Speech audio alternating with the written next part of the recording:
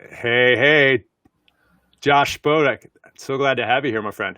Dave, glad to be here. I've been looking forward to this. Awesome. We're here live on LinkedIn with the SoulBuffalo Earth Report episode 4, and I'm here with Joshua Spodek, who has become a pretty good friend, new friend. We've met really over the summer. Oh, we met a long time before that. We met in That's California. true. We met at Summit in LA a few years ago, but then we reconnected, really in the COVID times. And yeah, Josh is amazing. He's written 2 books, Leadership Step by Step and Initiative. He's a leadership expert. He's a teacher. He's swam across the Hudson River a few times. He's one of the most hardcore people I know, and I feel like I've gotten a little bit more hardcore over this COVID period, but I still got nothing on Josh. But I'd say like one of the things that is most intriguing and why he's here today is because he's really dives into behavior change, not just like sustainability as a whole, but like how to get the individual to change behavior. And a lot of our conversations have really been directly about that. So Josh, welcome. So glad to have you on. Thank you. And I got to talk about the change in you too, because when we first met, you were doing tours I didn't see purpose in them the way that I see purpose in what you do now. And that, I think, from my side, it made my interest in what you're doing much greater. So I'm really glad to have seen that. You talked about behavior change, and yeah, I focus a lot on behavior. I mean, leadership. I mean, with a book like Leadership Step by Step, leadership behavior is what matters to me. But especially with the environment, there's a lot of people out there who they do what makes them feel good, and I'm all for that. But you got to take the step to their measurable effects. How much plastic is in the ocean? How many parts per million in the environment? How much mercury are we releasing? That responds to our behavior, not just what we want. So it's really important to me, with the science background that I have, to focus on behavior. And behavior is not going to stick if it's simply mandated. If you just tell someone what to do, you might get lucky and you tell someone, eat less meat, and maybe they eat less meat and they happen to find that they like eating less meat, and you get lucky and they stop eating meat or eat less of it. But really, you have to figure out what motivates the person. And you have to work with, a key principle in leadership is you have to go to where they are, not where you are, not where you think they should be, where they ought to be, where you want them to be, but where they are. What motivates them now? What are their beliefs, their images, their stories, and work with that. Well, let me ask you a question about your story. So you have a PhD in astrophysics, and how did you end up from there to what you're doing today? Running really like deep diving on leadership and tackling some of the biggest challenges in the world. Well, some of it feels like I'm back home again, in the sense that my initial attraction to physics, to science, was about the beauty of nature. A lot of people see like white lab coats and stuff like that, and they think it's separate from nature. But for me, it's really about like why is the sky blue, and how do rainbows work, and things like that. Then when you study physics in college and graduate school, it's like Einstein and Newton and Galileo and things like that, and like learning this really high level stuff. And then the actual practice of it in today's world there's a lot of debugging, and it wasn't really what I thought I was going to get into. And it was the mid 90s, and some friends of mine, we were getting together and we were talking about entrepreneurship, because that was in the air at the time. And I ended up starting my first company, and it was very successful. So I really enjoyed that. But then recession, post 9/11, and I got squeezed out by investors. I did not enjoy that. That was tears. And does not sound enjoyable. No. But I bet you learned a lot. Here's my euphemism. I got a lot closer with my mom, because it was like everyone wanted a piece of it. And like, she was the one person who I felt like she's got my back. And then I ended up in business school, because I knew I wanted to keep starting things, but didn't have any experience starting things. So business school is where I learned my first leadership class. And I didn't know that you could learn to change your behavior. You could work with your emotional system. And that led me to, after business school, is when I learned how to learn it more effectively, not just case studies and writing papers, but like active, experiential, project-based learning. So if you caught me 7 years ago, my goal was to start a school for leadership. I did not expect I gave myself these little challenges to act more sustainably. At the time, thinking it was just a little side thing in my life. I mean, it was headlines, front page news all the time. And some of these changes, especially seeing how much plastic I produced in my home, I gave myself a challenge to see if I could go for a week without buying any packaged food, thinking it was going to suck, thinking, but that's the best food. I don't know how to cook. I could cook pasta, but that's it. And I made it a week and a half, no, 2.5 weeks. And then that led me to learn to cook like from scratch. At the beginning, it was not pretty. It was like steamed vegetables every day for a long time. But then it was boiling beans on the stove. Then it was cooking beans in the rice cooker, which was a lot more convenient. Then it was the pressure cooker. And it's like 5 minutes to cook lentils. And suddenly, so how much plastic waste do you use like per year? Or how much waste in general? oh, I should have, it's just out of reach. Well, let me see if I can, if you don't mind my showing, do you see that canvas bag on the chair there? I do. That's all my garbage since December. So Wow. that's, it's a little more than I meant to. There's something I just threw away that kind of filled it up. And you notice it's a canvas bag. I don't use plastic bags because the wet stuff I compost. So that's the stuff I really couldn't, well, I'm still learning to avoid more things. And I got to tell you, my diet is cheaper, more convenient, more accessible. I'm giving you a webinar on today's Tuesday, so Thursday, to a group up in the Bronx for how to cook my stews with no packaging, even if you live in a food desert. Because it's important to me that I don't want solutions that like you have to be privileged to be able to do. I want solutions that anyone can do. And it just kills me to walk around and see the amount of packaging. I mean, on the ground, it's like, it's so, how do I put it? People missing out on the best parts of life. If you're buying bottled water or Gatorade, you're missing out on people. I don't know how to put this. Here's a better way to put it. I used to love Ben and Jerry's. I grew up, my parents belonged to a co-op in Philadelphia, and we got Ben and Jerry's before the whole rest of the world did. It was like Vermont, and then us were like right there. And I saw the world adopt it, and I was like, oh, I love this stuff. And I always had ice cream in my freezer, and I used to love ice cream. And then eventually I stopped, and now it's been so long since I've had sweetened anything that my taste buds, apples, oranges, bananas, like the boring fruit. I mean, they're not boring, but they're like, mango seems more exotic. But even apples to me now taste more sweet than ice cream used to. Because there's more nuance, there's more flavor, because my taste buds haven't been messed up. Likewise, broccoli tastes better to me now than Doritos used to, and I used to love Doritos. I wouldn't go back. So let me ask you a question. Like when you are teaching and you got a group of 18 to 22-year-olds or an executive course, I mean, I guess same sort of basic fundamentals, and you start to talk about consumerism and how it's really interwoven into all of our lives without us really knowing, I think. And it certainly was the case for me. I went from, I would say, being like the ultimate consumer, let's say like 10 years ago, to being way more conscious, but still with a long way to go. And certainly that's a lot of like what we talk about when we get on the phone, certainly nowhere close to where you are having a duffel bag, or not even like a canvas bag full of all of your trash since December sitting on a chair. I mean, it's pretty incredible. But like, what's your approach when you are starting with a group, and like, how do you get them to really bring that consciousness level into their consumption? Because I think that's something that, every single individual, for us to get where we need to go, is going to have to own or become more aware of. Well, I hope that they enjoy it.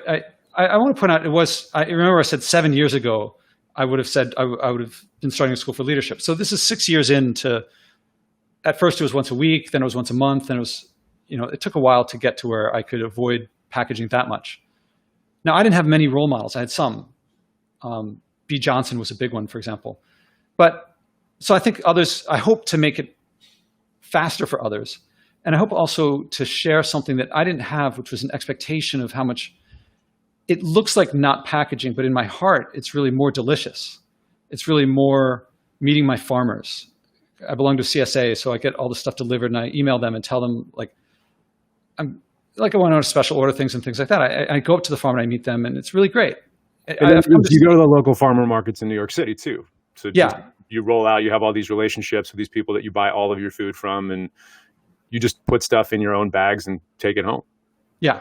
And well, also share that I generally go to the same stands, so I get to know them, because a lot of people, they'll buy beets and they don't want the leaves, so they cut off the leaves and put that in a box to take back to the farm to compost. Well, I befriend them. What are leadership skills worth more? What are they better for than to get to know the farmer, so you get free, delicious vegetables? So I mostly get this stuff free from the farm. Not mostly, but I get a lot of free vegetables from the farmer's market. And I used to try to not let that get out, but I'd rather have everyone do it too. Tell me about you were telling me the other day, but your experiment to try to not use your refrigerator and to unplug your refrigerator for weeks on end.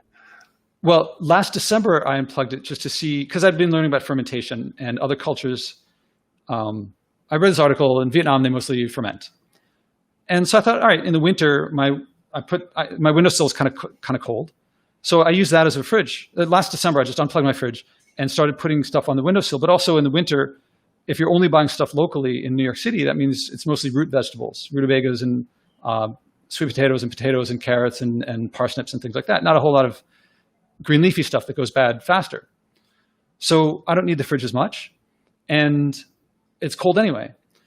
So this year, as a challenge, someone who I'm training to start a new offshoot of my podcast was doing my podcast to me, which is to find my environmental values and ask me to think of a challenge to act on it. So I said, yeah, normally this year I was planning on in December unplugging my fridge to see if I could do it again. Why not give it a shot in September? And then I was going to be away for a couple of days, riding my bike out to my mom's. And so I'm looking at my fridge right now. I was thinking, and then I got all these free vegetables. And I was like, there's no way I can do this. It's like I had too many vegetables that I'd gotten for free. And I wasn't going to turn them down, but they had a lot of compost because all these beets and carrots, greens, and things like that. And you can't buy ice, because then you're buying, the packaging for the ice at stores, or you're using your freezer. So like, that's not possible. Right. And plus it was going to be I was shooting for a week. So what did I do? I ate everything that I could. I fermented or pickled, I'm not sure, I fermented some beet greens, which I'd never done before. So that was first lesson number one. This is what happens. If you challenge yourself to try, you find solutions. So I'd made sauerkraut with cabbage. I thought, beet greens, why not try it? Worst that happens is they go moldy. So I do the same process that I did with sauerkraut. And by the way, 7 years ago, I didn't do any of this. I ate out 5-6 nights a week. And when I didn't eat out, it was dried pasta, boil, maybe I'd saute some onions and garlic and a little broccoli or cauliflower with the red sauce, but that was my cooking. A little bit more than that, but basically that. And I just figure this out. I'm just having fun. I mean, now I can't do it, but before I'd invite people over and it would be a social thing. Instead of going to a restaurant, we'd play around in the kitchen here. And so I just tasted it the other day, and I was about to curse. It's effing delicious. I can't believe, like, the beet green kraut is better than cabbage kraut. Who knew? So although also I had a bunch of bananas in the freezer because I got a bunch of free bananas from someplace. And normally I don't buy bananas because they got to be like super organic and all, because I've watched too many documentaries on the pesticides, what they do. The banana value chain is suspect. Yeah, like whole communities where like a large number of kids are born with brain damage and birth defects and things like that, and more. So, but I had all these bananas in the freezer, and because there was like a lot of them, and I was like, what am I gonna do with these? And I was like, oh, I can just eat them on the ride. Of course. So I was eating frozen bananas, so like melting as I was riding my bike over the course of the day. But eventually I emptied the fridge. There was a couple things that probably wouldn't go bad, like a couple green peppers and I forget what else, celeriac. And I unplugged the fridge and went on the ride. Now, as it turned out, I didn't make it the whole way. It's a 120-mile ride. So I went 50 miles, realized I wasn't going to make it the whole way, came back. And I was thinking, can I keep the freezer unfrozen? But here's what happened. I don't know if you know, in New York City right now, they have this program that a few schools and other institutions, no one really turned away. They're giving out food to anyone who comes. They'll give you food. And it's a little bag with some food and some doof. You know my term doof for packaged stuff. And so in these bags, there's usually an apple or an orange. In the summer, there's some peaches. And they're not the high quality ones, but whatever. And then there's usually like some Cheetos or some Doritos or some little bag of junk, then there's usually a little container of applesauce or hummus and a bag of little baby carrots. So if you walk around, I know where the places are near me because I guess homeless people or whoever gets the stuff, they leave the apple and the carrots uneaten. So I see these things wrapped up and I'm like, I'll eat them. So people are like, Josh, you're so privileged. I'm like, I'm eating food that homeless people throw away. And here, these apples, because these are like clearly not from local farms. These are like the kind of. They're probably not organic, but that's okay. Yeah. I mean, I make exceptions when it's like literally already thrown away. And it's in a bag, it's like, I believe safe. As best I can tell, it's safe. And everyone's like, maybe I don't want to listen to him anymore. But at first I was making vinegar out of them because vinegar is like cleaning. Anyway, I was going by one of the places and they were throwing away bags and bags of oranges. And I happened to have a bag with me. And I said, are you really just throwing these away? And they're like, we're throwing these away. And they're perfectly good oranges. I don't know why. It was a Friday afternoon or evening. So maybe they only do it on weekdays. And for whatever reason, my bag fit roughly 50 oranges. And I'm like, I'm saving them from the landfill, not even composting. And I brought them back and thought, I'm going to plug the fridge in and put these in the freezer because I can't eat 50 oranges before they go bad. So I had the fridge unplugged for 36 hours. And it taught me how to make beet green kraut, whatever the word is for that. And I turned it back on because of 50 oranges that were going to get thrown away. And there were like hundreds that still got thrown away that I couldn't do anything about. But so this is kind of like, I don't know how this sounds to others, but to me, it's kind of fun. It's me discovering, it activates the same part in my heart and my mind as walking through the woods and enjoying nature because I'm cleaning the world. And I also know from experience that what I'm doing, the one person aspect of it is not the point. I mean, 50 oranges is nothing in the scale of 7.8 billion people. But I do that and it teaches me skills, and the skills teach me how to do bigger things, and the bigger things teach me to do yet bigger things. And it connects me with more people who do stuff like this. You and I are talking about projects that we can do together where your community and organizations and people in my community have a lot of common interests, and I am positive they're going to come together. I mean, some of the companies we were talking about offline, I'm talking with them next week about big things happening. And that happens. The way I think about this is that if you want to play Carnegie Hall, you got to play a lot of scales. So me turning off the fridge for a little while is like playing a scale. Me figuring out what to do with all these beet greens is like playing a scale. And speaking of scales, like how do we scale this? Because I think that's consumer behavior. When you talk about plastic waste in general, consumer behavior, if you were to bisect all the different solutions, is obviously like, you can crack that code and pick that lock, then we're going to be in really good shape. But we're talking about 7 billion consumers. And I just look at my own journey, and you and I have talked about this as well. I mean, we had a call a couple of weeks ago, and I just made the decision to buy a hybrid car immediately after we got off the phone. And I'm very glad that we did. And I'm enjoying like 45 miles a gallon. I live in upstate in the woods down a dirt road, and we need like a real, kind of heavy duty car in the wintertime. So that's why I already didn't have one, but I figured that out and made that change.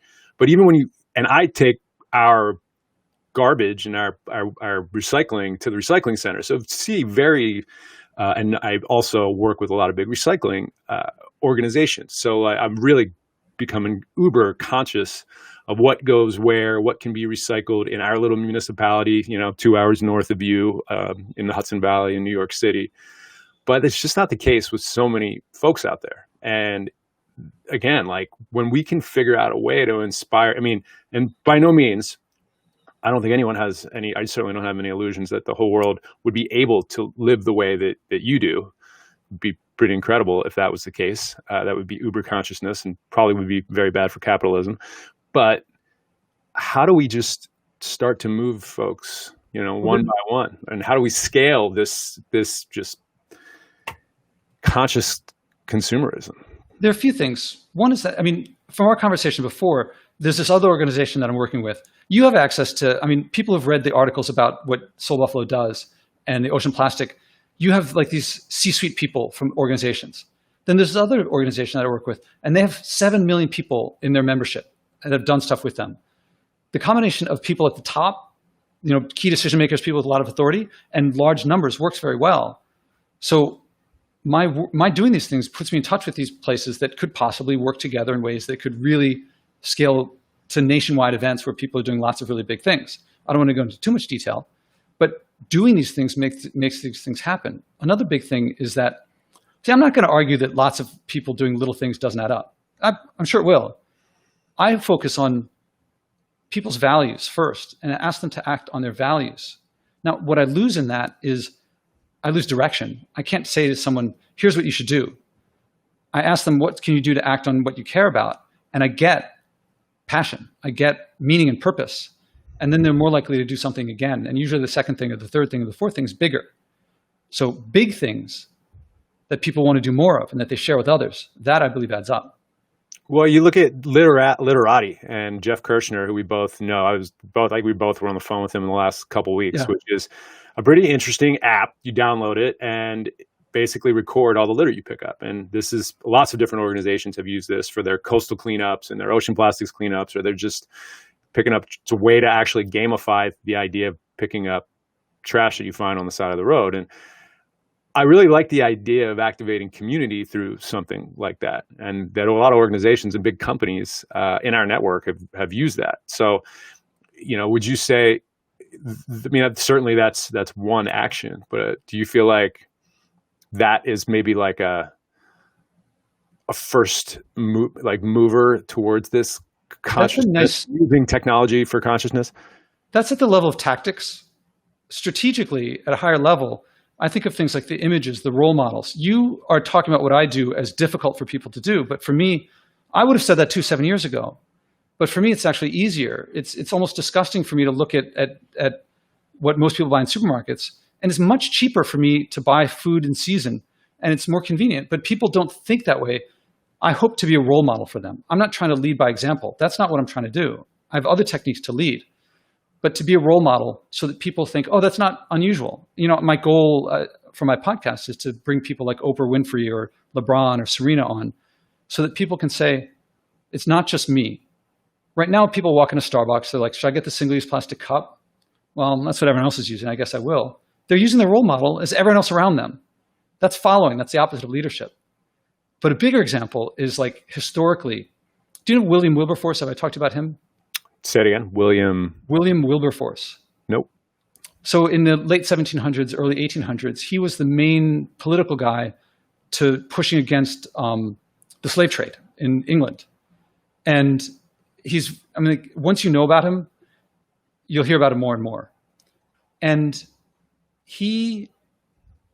one of the big arguments from the slave trading companies was that if we don't do it, France will. If France doesn't, and Spain will, and Portugal will, and so forth.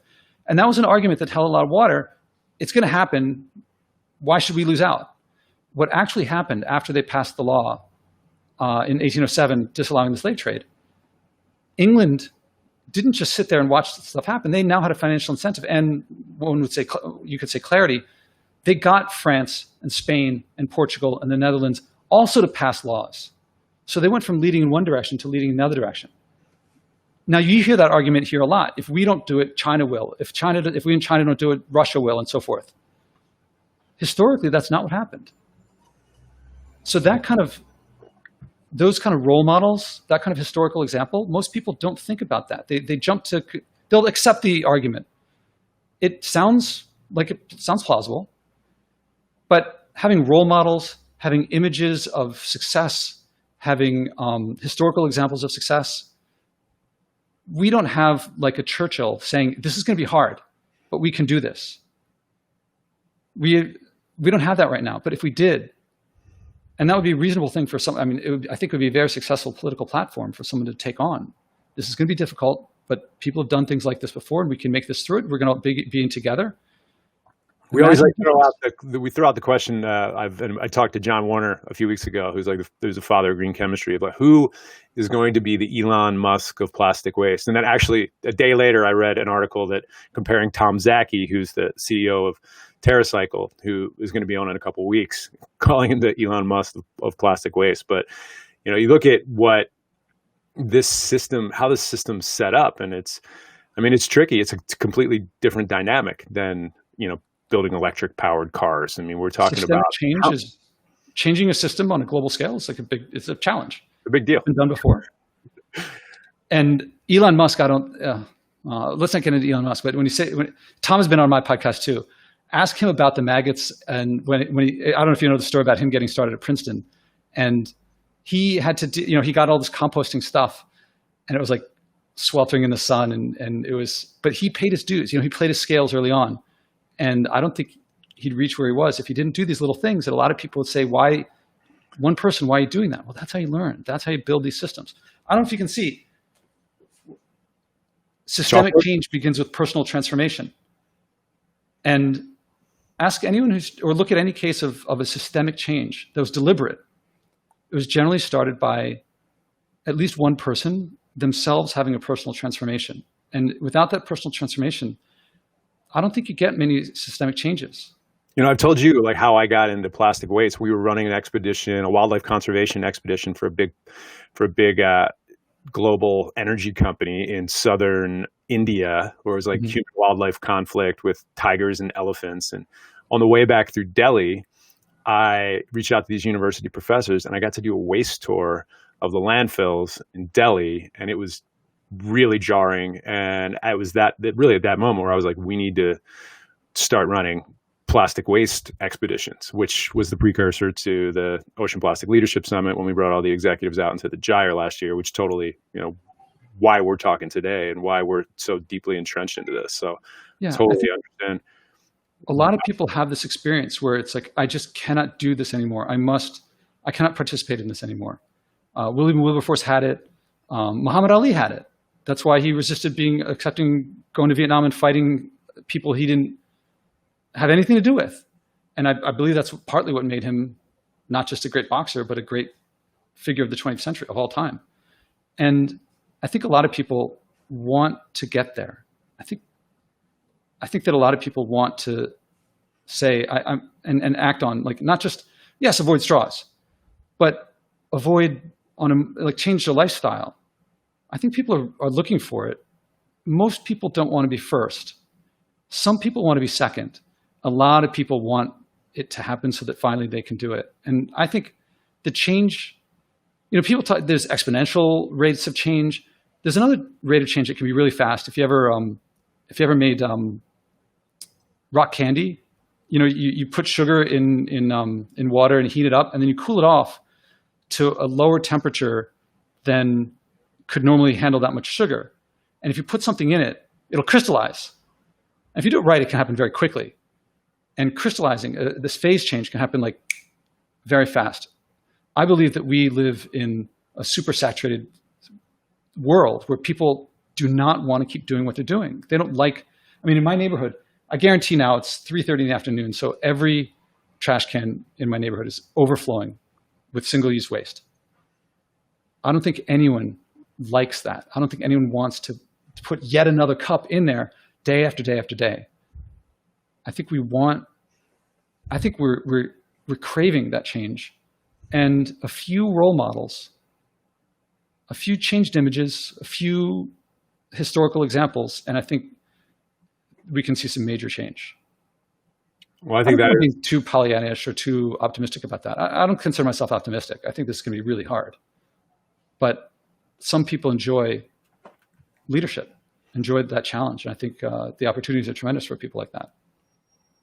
Well, Josh, you be one of them. Well, thanks, man. Thanks, man. Well, hey, I'm excited to be on this journey with you. And I can say that my consciousness has increased just by knowing you, and really glad to be able to bring you on to the SoulBuffalo Earth Report again. And would love to bring you back again in the future.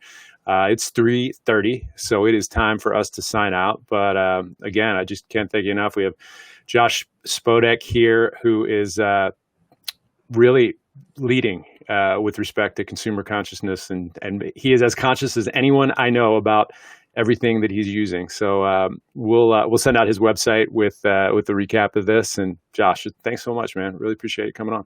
Dave, thank you for having me. It's been great. All right. Well, thanks so much, and have a really great day. And let's do this again in a couple months. Yeah.